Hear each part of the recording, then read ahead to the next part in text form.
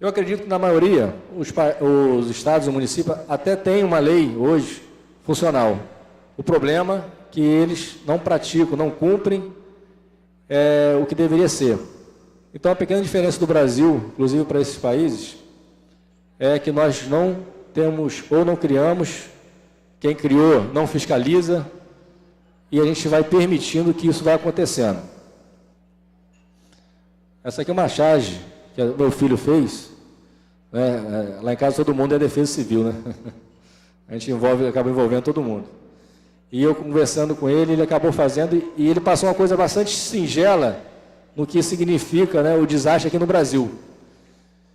Como o político, né, o mal político, né, não vou falar mal de todos os políticos, né, tá lá, é culpa da natureza, é mais fácil, né, botar a culpa em algo que não vai poder ficar preso, né, chove muito, vamos precisar de dinheiro para reconstruir. Né, os grupos de cientistas preocupados, né, em fazer as discussões, né, discutir globalmente como fazer as ações, mas também tem pouca interferência no poder, né, público. Muitas vezes, na maioria, culpa do poder público de não absorver também esse conhecimento.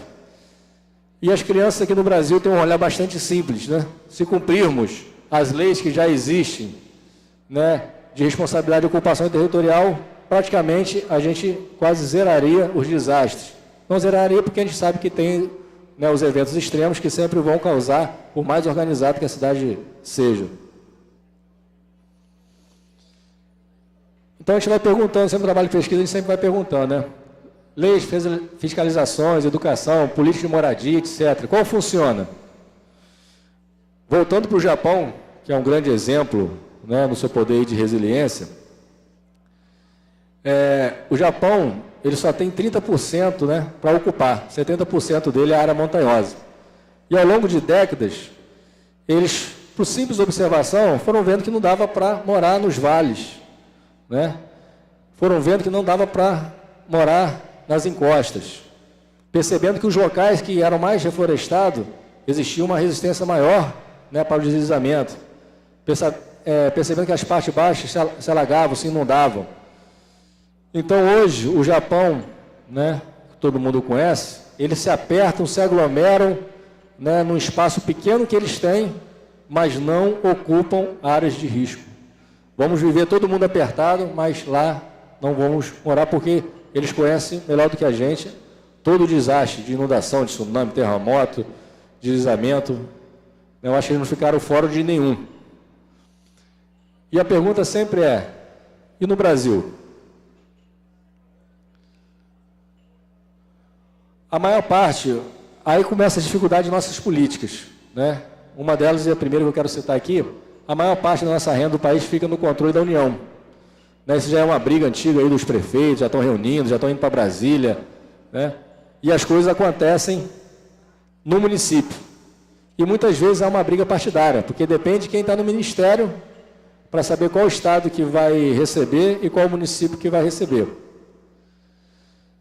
Não há fiscalização nas áreas não edificantes. O município, né, os nossos políticos, fazem pouca fiscalização porque senão perdem voto.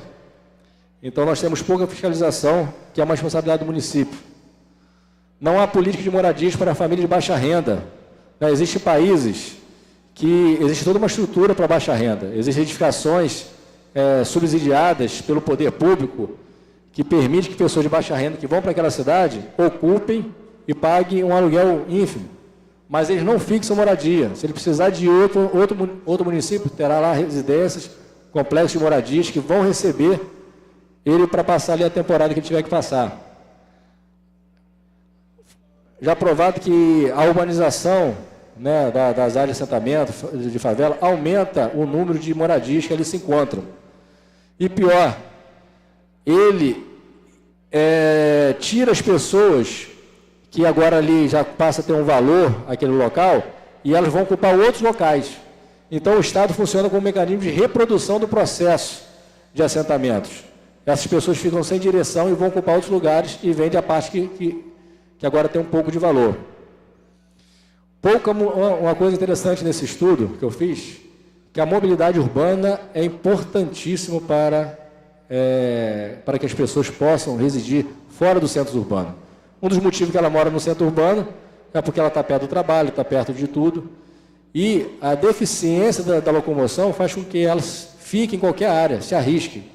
Se tivesse, né, a parte de transporte público funcionasse melhor, poderíamos motivar que mais pessoas morassem em locais, em outros assentamentos.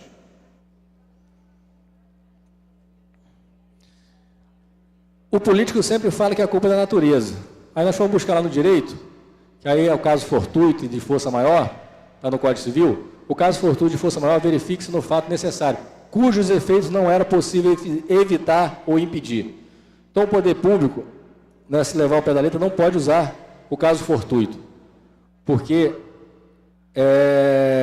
ele poderia evitar muita coisa, né? Não poderia evitar todos, mas muita coisa poderia. Na Rússia, em 2012, 170 vítimas fatais. O prefeito foi indiciado por homicídio culposo por negligência. Aí a pergunta que você faz, poderia ser por imprudência, por imperícia, né? Negligência quando tem um descuido, né? A imprudência é quando toma atitude que não deveria tomar. E a imperícia é quando você não tem um profissional habilitado. O que a gente vê muitas vezes é que a gente não tem profissional habilitado, né, nos locais. Só que a gente não consegue incriminar porque isso não é lei. Não existe uma lei para a gente... Aí eu continuo. Não é um homicídio doloso um poder público deixar e permitir que alguém construa na área de risco? Ou seja, teve a intenção de matar? Homicídio doloso qualificado, quando teve um teor de maldade, né? Essa é a pergunta que a gente se faz aos nossos amigos. E agora? Sensação de incapacidade. Essa sensação que eu tive ao final do meu trabalho. Fica uma sensação de incapacidade perante desastres nacionais. Quando olhamos e percebemos que o erro, a criação ou o aumento das vulnerabilidades dos principais acidentes funestos do Brasil estão relacionados com as más políticas públicas, seja na formulação de normas e leis de ocupação do espaço urbano, seja na falta de fiscalização, na infraestrutura de deslocamento urbano, na má distribuição de renda e, principalmente, na educação. O tempo está acabando, só para a gente... Possíveis soluções que todo mundo conhece, reforma política, bastante complicado. Melhor redistribuição de renda, bastante complicado. Melhorias no transporte público, bastante complicado. Fiscalização das áreas de risco, bastante complicado. Política de moradias para famílias de baixa renda, bastante complicado. Entre outros, que é um incentivo, inclusive, do poder público municipal, né? Hoje a Defesa Civil, ela poderia ter uma motivação maior, principalmente do governo federal, né? Os prefeitos hoje não instalam uma estrutura melhor, como outra Secretaria de Ação Social e Saúde, que tem a verba própria. Só para acabar aqui, resumindo, no final da história, a gente acaba chegando no problemas de vários outros problemas, que é a educação. A educação, ou seja, aprendi até com o meu coronel Paulo Renato, nós somos uma geração perdida. Ou seja, dependemos de quem está vindo. Uma frase para ficar aí, né, que eu gostei muito e tem muito a ver com tudo que foi falado: essas tragédias devem ser interpretadas globalmente, como catástrofes naturalmente políticas. E o Estado brasileiro, junto com a população inerte, caminha passo a passo para o purgatório, ao tratar o planejamento urbano e a gestão ambiental dos riscos de maneira dissociada e com medidas paliativas. Meu agradecimento aí a todos.